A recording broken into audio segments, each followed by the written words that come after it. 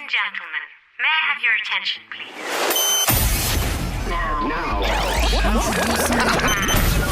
It's your personality, EA. It's your tour guide, EA. It's whatever you want to call me, but call me EA. Let's roll. Are you kidding me?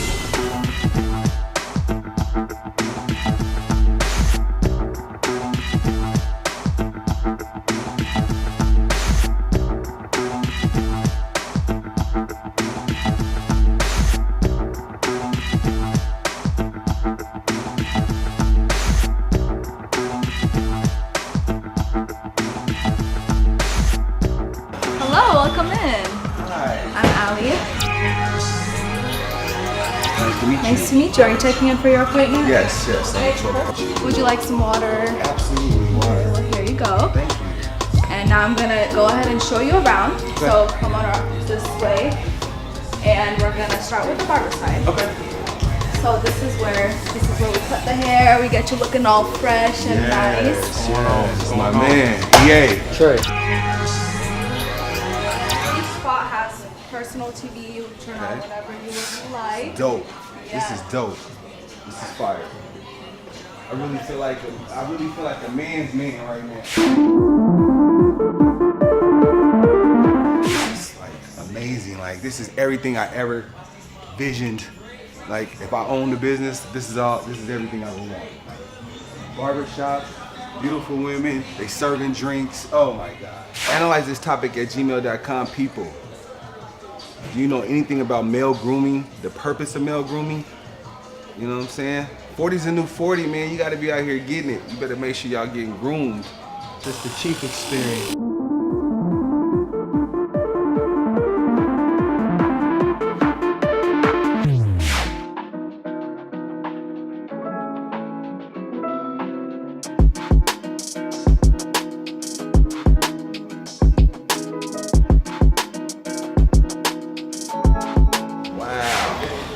Amazing. I feel amazing.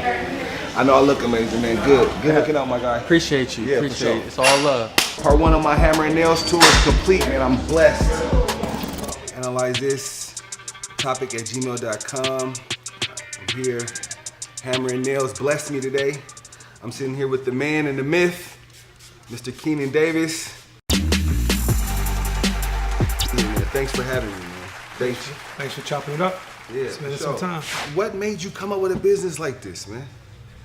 I mean, I think one of the best things that any human being can do is self-preservation, right? Absolutely. And so Absolutely. a lot of times men, especially historically, we 9 to 5 overtime and 10 toes in, no pun intended, with life. Yes. And don't take it, and we neglect, two pairs of the things that we only have one setup for Right. the course of life, and that's your hand and your feet. Absolutely. So for me, it was just an opportunity to give men a place that we could help preserve ourselves for the long haul, because every household that's fortunate enough to have a man in it needs to have that man for the entirety. What was you doing before this business? So I've been a part of about 4 other startups in some capacity. Background working as an executive in sports, so NFL, league office for almost a decade, Chicago Bulls front office, Oh, that's what's up. So you rail travel. a little bit. Yeah. 19 countries, 6 continents, Man, I saw 43 you. states. I actually saw you on Shark Tank too. You know what I'm saying? Wasn't you on Shark Tank? So Was I it wasn't. idea? It's another brother that was Okay. actually Michael Elliott was on Shark Tank, Okay. but I was one of the people who jumped right in immediately as soon as the show was over. I'm a professor by trade, so I teach law, public policy, so a doctorate degree in law, See, public policy. So man, you can further the culture in many ways. I try to, Yeah. Each No, one not teach try. one. You are doing.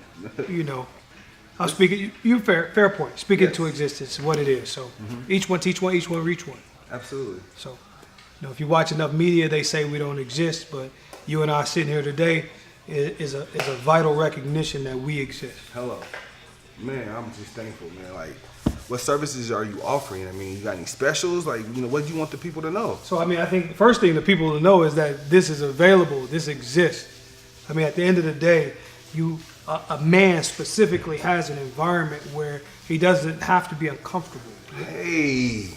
Like you don't have to make an excuse to say, hey, I don't want to go to this spot because they may look at my feet funny. They may not treat them with care. I messed up my toe in the 8th grade, and I know something's wrong with it. Hell, I might even have a tingly feeling in my leg, and I don't want to go to the doctor.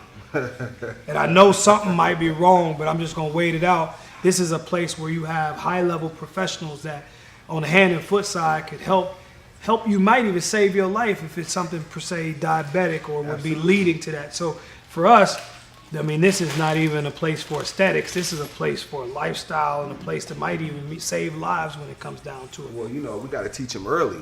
It's very important because this is one of those things that's foreign. Like, you know, this is something, you know, our fathers didn't teach us to do. So if you think about the fact that 1 out of 7 men in this country has some type of infection in their foot, specifically. 1 out of 7. Okay. So here we are walking around, meandering through life, and we don't even know that we have some kind of infection or disease that can be instantly fixed, remedied, and cured if, in fact, we put some kind of health and wellness plan together. So maybe a retail spot like this could end up being a wholesale opportunity to save somebody's life. Hello. You got plans to, you know, open the door to really show people this? Because it's like education. You got to teach. You have to teach. We got to teach. It's like a revolution. Right? You know? So we just reached month 5, I think this past Friday. So congratulations. Thank you. So we opened up in the doldrums of the Pacific Northwest winter, where it's dark, it's damp, and as some would say, for small businesses, it's doomed. But we were able to. Thank you. So we were able to come out of that, see the sunshine, and start to meet good people at the right time, right place, for the right reason. So you new to the city? I am. My wife and our 3-year-old daughter have been here for 3.5 years. Okay. So we moved here from Denver in August of 2015. Oh, you well traveled. You well traveled, well seasoned, and I follow you on social media. That's where I caught on to you at, right? Man, your words are amazing, man. You're very motivational, very inspirational. So thank you. I'm excited to not only be here to meet you, but just watch you, as you put the plan in place to help further the culture. You know what I'm saying? I'm rooting for you. I appreciate that. Definitely. That's real. Yeah, for sure. Because I think when we first met, one of the things I said to you offline was that you don't meet a lot of people with melanin, especially that have alpha type personalities that are linking side by side and rooting for each other and rooting with each other. Absolutely. And I think to meet somebody at hello and for that individual to be like, hey, you know what, brother, I don't really know where you come from. I've seen enough of the narrative that you present in public, and now, like, hey, you know what, I received that. Yeah. Like, that's not what we do for whatever reason, but changing the culture. You use the term. You have to. And if that's the theme of the conversation is changing the culture, then that's part of the culture that has to exist. And that's where people of color, men of color, say to another man, listen, whatever it is that you over here doing positive, like, how can I either accelerate it or create a boundary where the people who are going to try to break your movement down, let me play defense. So in your mind, not just with the podcast, but being the voice and being a curator of conversation, what is your plan in terms of bridging the gap and developing the mentality and the mindset that's going to carry forward in the next generation? That's a great question. I think the main thing to do is, we gotta first identify the problems, a multitude of problems. We first gotta identify those, and then we gotta find a comparable solution, and we gotta realize that solution is gonna require time, like not just like I can't put something in place that 2 years from now is gonna even see anything. It's a generational problem. It's going to require a generational solution. So we gotta think in terms of that. That's why I'm saying, like, this male grooming, all that type of stuff. This is key. My son turns 13 in a couple months. His 13th birthday. This is where he's gonna be. Do you got any kind of specials where, like, a membership, like anywhere I should be able to show like some kind of badge? Well, you in the system. I'm a member. You in the system. Okay. Yeah. So the way our systems are linked, you will come up So you automatically get like Okay, a so- 20% off of the service no Okay, matter so no what. matter wherever I'm at. In any of our other 9 locations. Man, I'm trying to find you. So Where you at? you in Dallas, you in Houston, you in Miami, you in Baltimore, you in Brooklyn, LA? you in LA, you in Laguna Beach. We got you. You know what I mean? We got you. I want to go to Hawaii. What's coming up next? I mean, it's always good to plan out the future, but it's also good to like sweep around your own front porch, right? So we're in Portland, and there's work to be done here, right? As you said earlier, the term and theme of the culture, right? There, for whatever reason, our it's not an indictment against our men at all, Right. but I think we move in silos. We all hustle in silos, and so there is no collective hustle. There is no band of brotherhood, and so because of that, I think we could continue to do things and be in an individual penthouse, and we'll be the only ones in a certain neighborhoods, and we'll be the only ones in certain business districts, and it'll feel good for us individually, but we won't have anything to showcase and demonstrate collectively. Man, I love you, bro. So I want to make sure in my lifetime that I've done my part to create a narrative and create a vision for people like you and I, that our kids will be able to say, you know what, I was a seed of a God, and that God helped transform the economic balance on this continent, right? And so it is an unbalance, and because it's an economic balance, it's unbalanced. It's a political unbalance, and because it's a political unbalance, it's a societal unbalance, Right. And so, or imbalance, and so because of that, I think we need to continue to figure out ways to collectively engage with each other, so that we can start breaking the chains that have been created. Hey, the change is there, man. I'm telling you, it's a lost art. That's why I make it a point of, like, my motto, 40's the new 40. Like, because we are the leaders. It's our obligation And I'm over to 40. change in there. And I'm over 42. I stopped counting after 40. Like, That's after what- I turn 40, I celebrate life. Same I with me. don't have a birthday. I don't even, the birthdays, I think that's all overrated. I think once you start really paying attention to time, that's when you really start paying attention to time. My boy always say it's the one currency you can't really put a price Hey. tag on. Father Time undefeated. He It's wins one of- every day. It will. And I think, to your point, and based on like the idea in which you're creating information, and by way of that information, you're making an impact individually, and that can sustain generations.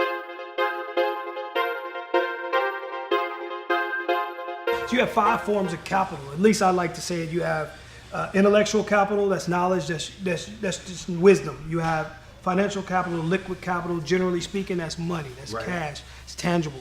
You have cultural capital, that's lived experiences, right?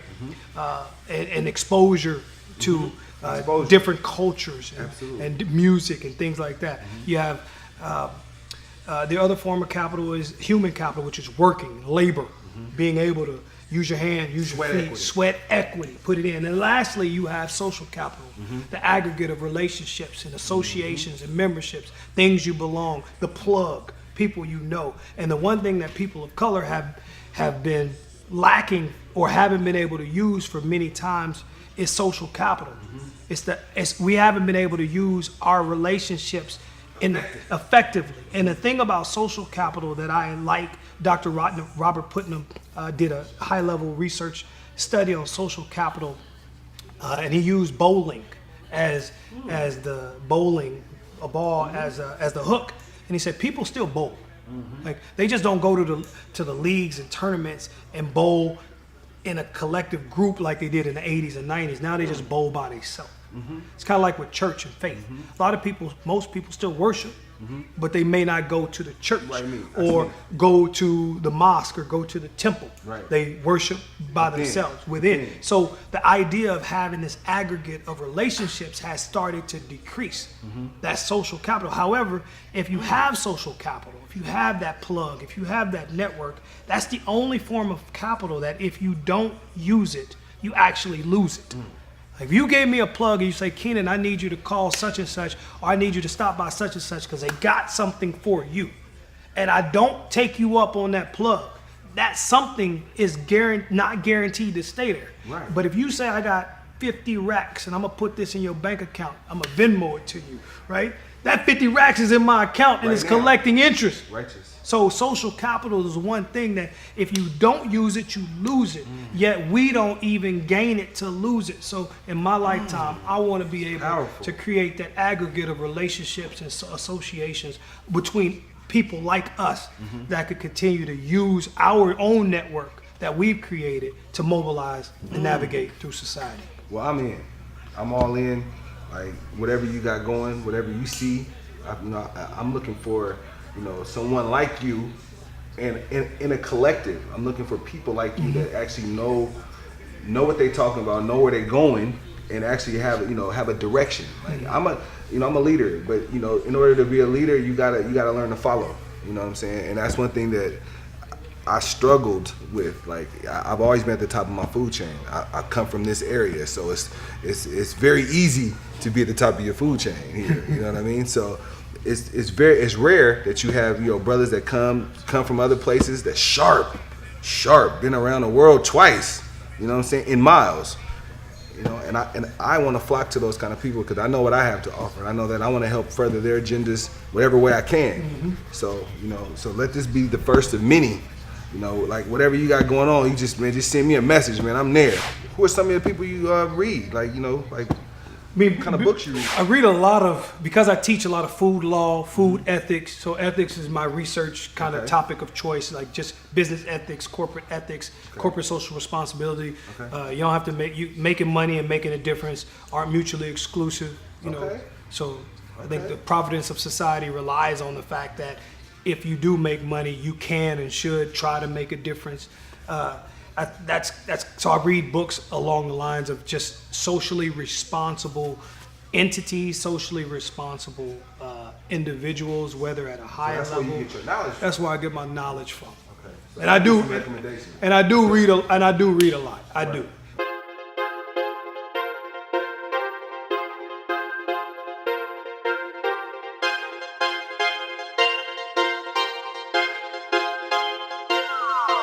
But the flip side of it is I also get sucked into the rabbit hole of the media and following the media, the fourth form of government. But it's the fourth form of government. You got the legislative, the judicial, the executive branch, and the media branch. And the media branch. And the media branch is arguably the strongest branch. Right. And I would argue today that nobody creates and harbors more racists and bigots than the media. What did you say? What the hell did you just say? I think I'm interested in teaching a young brother, young sister, or some individual, fellow American, fellow Oregonian, how to get a loan, how to leverage an asset, how to get life insurance, how to use life insurance as assets. Like as someone who is a business owner, a franchise owner, a multi-franchise owner, I have an obligation now to say to somebody else, I mean, look, I'm born. And that thing is, Horatio Alder is the mythical story of the American dream, like the guy that pulls himself up by his own bootstraps and comes from 0 to 100, right? Look, man, I'm born in Hot Springs, Arkansas. I ain't never met my dad. My mom was 16 when she was pregnant. I lived in situations until I was 23 that demons didn't survive. So for somebody to sit there and say that, people just automatically can come out of nowhere and have some of parts of the American dream is absolutely true, because I'm a living witness. That, like I said, I've been in situations where my demons didn't even survive. That's deep. And so I know what can be accomplished and what can be done. It's not all through education. Sometimes it's just shaking a hand and meeting a friend. Absolutely. Sometimes Most it's of the just time it's that. closed Education mouth is- just don't get fed. And just believing that, look, if I don't say something to him or her and let them know that I'm willing and able to assist in an emergency situation, like they ask you if you sit in the exit row, but you got to live life like you're in the exit row. Hello. I'm willing to assist. Hello. Right? At any and all times in an emergency situation. If you have that mentality, then sometime, somewhere along the line, you will get your break. Tell me about the counseling. I'm an addiction counselor. I'm actually in school. I'm chasing my master's degree. I'm at Portland State for addiction counseling, and that's the way I'm gonna further the culture. That's kind of what the podcast is too. I sit down with the right people, and I get inside their head and Which try addiction? to figure it out. All addictions. Food. All addictions, because addiction is addiction is it's a disease. So you can attach that to drugs, alcohol, sex, anything, Porn, food, any, you name it. everything, and it's Gambling. And to break the cycle of addiction, it's the same for every substance. It's not rocket science. Like they got you thinking that you need, like, I don't know what they got you thinking, but right. I'm in a revolution to change the direction on what they give us to as therapy. You know what I'm saying? One of my biggest things I use as therapy is music. Music is very powerful. Very powerful. We don't need those drugs. They giving you drugs to combat other drugs. I don't buy it. Like now you're addicted to the drug. Most of my clients, I prescribe therapy, music. I say, I in the consultation, I find out where they come from, what kind of music they like, of course. But then, as they tell their story, they tell you what they like. Everybody grew up in music. Everybody grew up listening to some form of music. Who you listen to? I'm an What's R&B your go-to? Give me Brandy. Brandy. Oh, old school. Brandy. I love Brandy. She's my favorite artist, female. Like in my lifetime, she's like, man, like that's the ultimate. Okay, so Brandy, if you had to pick one female R&B, you say Brandy, I say Mary J. Same vein, same family. They in the same house, absolutely. Right? Yeah. She's been through a lot. I've been through a lot. When you hear the music, I love a stressed out woman. I love when a woman sings about being stressed out and how she can get figured out. You dig what I'm saying? So that's why Brandy is like tops. She always kept it real about her stresses. Like, you love a stressed out woman. Hey, she's stressed out. I love a stressed out woman. I love how she can pick herself up and persevere. I like the messages that whether I like it when a person can tell you, they could take you down a street, and that street is filled and littered with pain, with trash, right? And yet it comes to a stop sign, and that stop sign it's multi-directional. Yes. You can actually it's multi-directional in the sense that you could go straight and you don't know what's down that street. Right. You could do a U-turn. Right. And go right back down that same street that you came from, because it's more comfortable to deal with the devil you know than the devil you don't know. That you scared to meet. You scared to meet because you don't know what's going straight look like. The biggest takeaway that I can look at a young aspiring person that wants to be a business owner, your ass need to get some life insurance. On any level, get a $100,000 policy and pay $12 a month. That's in your column. Before you own a house, you know what I'm saying? Get your $100,000 policy. Before you get the house. Before you get anything. That's the words of wisdom. First off, it's gonna be on your asset column when you go to the bank, to the lender to get the house. Because now they know you can actually pay for the house because if something happened to you. That's game. That's game for the people. My people need to hear that. I didn't know that. I just learned that. That was game for the people. So life insurance. I'm rushing out of here. Hold on, I just have to take a minute to just compliment the. Oh my God! Oh my God! Oh my God! Wow! She is amazing. Her work is amazing. She's like going to work on my feet. They feel so blessed right now. I'm in heaven. Hammers and Nail. Oh my God, I just got hammered and nailed at the same time. She just broke my train of thought. Like I was thinking about credit and how to do this, and she just got my feet over here. Oh my God, bro, you are blessed. So are y'all gonna ever offer massage therapy? That's a great question. I think one of the things that we would have to think about if we did that in this particular space would be reconfiguring the space specifically, right? Because the space is only configured for a traditional barbering side and a traditional nail shop, the man cave, right? So in future shops, right, I think that's something that's already been asked. That office I see over there? Yeah, that office. It would be, yeah, and that was only right, and that was kind of a thought. In general, that was a thought. That was a thought. That was actually a thought. That was a thought. I got a licensed massage therapist for you. That was a thought. You'd be over. That was a thought. It'd be over.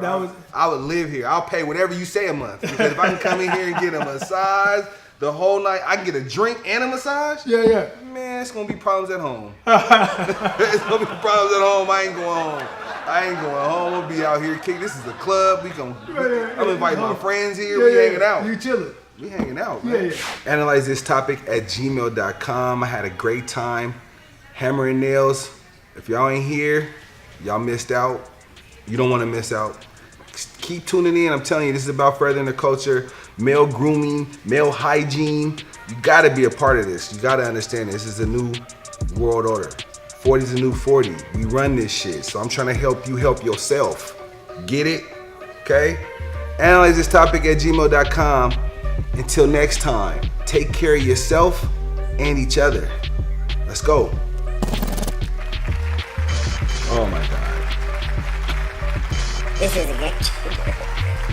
My hands already feel like, man, don't even take it off. I'm gonna walk out with these. I'm just put 2 gloves on. I'm gonna walk out.